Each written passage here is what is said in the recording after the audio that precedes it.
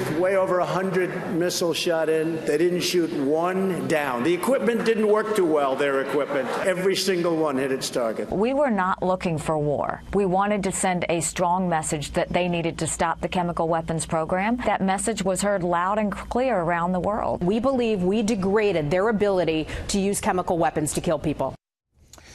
Syria, reaction around the world to the strikes, 105 missiles. The president saying all hitting their targets, none shot down by the Russians. Here's the British Prime Minister. This was not about intervening in a civil war, and it was not about regime change.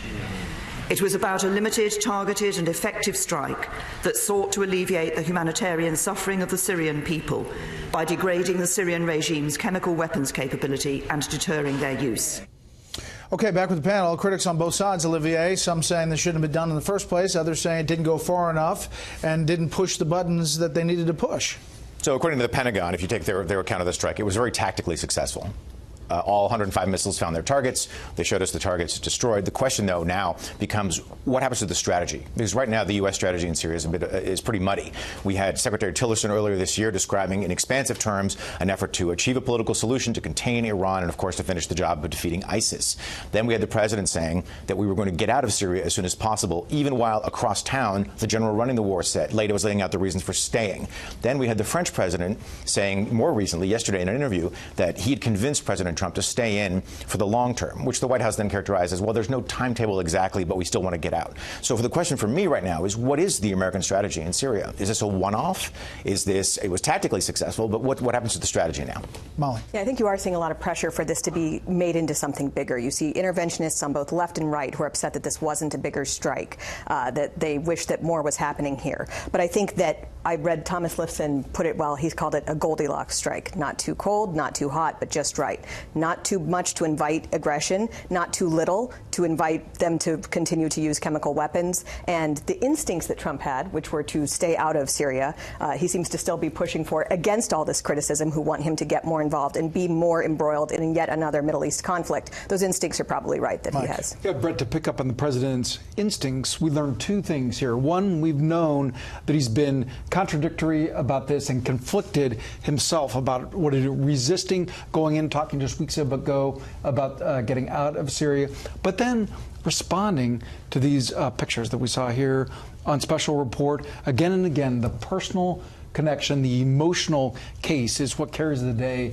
if you're in briefing this president. And then second, we saw the president went with his generals, and time and again on national security questions, this president has been in the 40-yard lines of Republican national security policy, and we saw it again. He wanted to go bigger, the emotional response.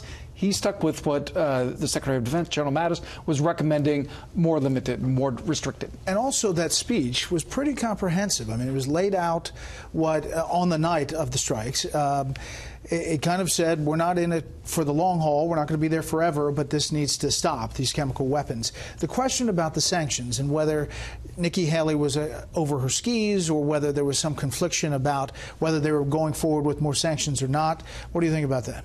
Well, I think that it's rare, actually, to announce the precise day when you're rolling out economic sanctions, because you don't want to telegraph your move. I mean, by this point, prominent Russians have to know what's coming.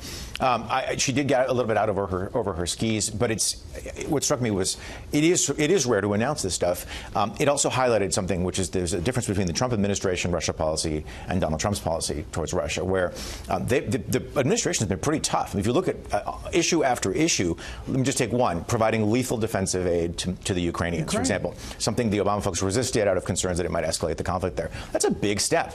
And then I mean, the focus is why these sanctions didn't come on. Does it have to do with Russia? But there's no looking back at what actually has happened on In Russia. fact, when there are so many sanctions placed on individuals or corporations in Russia, that doesn't get a lot of media coverage. We hear all this about supposed compromat that is binding the president, but when he actually does take a hard line against these people, and you can be harsh against Russia without actually wanting to go to war against Russia too. And this is an occupational hazard of being a Trump cabinet member or administration official. It's clear, as Olivia suggested, she was articulating the administration consensus at that moment.